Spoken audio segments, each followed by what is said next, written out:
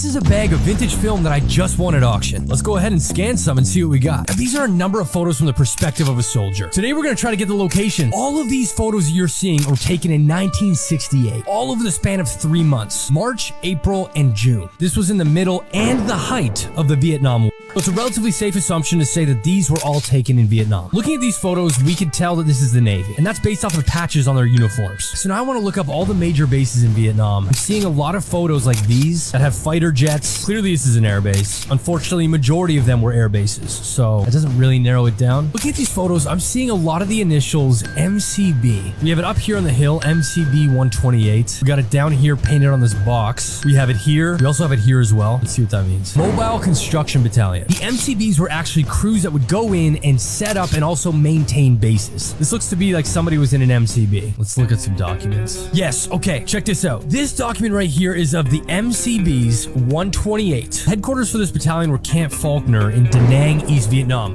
which Da Nang was one of the major air bases in Vietnam. We now know this is Da Nang Air Base. It also says that MCB 128 constructed security towers, 2-story barracks, administrative buildings, and warehouses. So far, these details are checking out. Later in this document, it mentions Monkey Mountain, which looking at this photo, this says Boom Boom Rock Monkey Mountain. Which is still next to Da Nang Air Base, so that doesn't really change anything. Let me just keep reading here. Oh my god. If that wasn't enough for you guys, check this out. On March 24th, 1968, an FA Crusader crashed into the side of Monkey Mountain. The pilot ejected successfully, but the rear fuselage of the jet was embedded in the mountain and became a popular photo opportunity for military personnel. Check this out.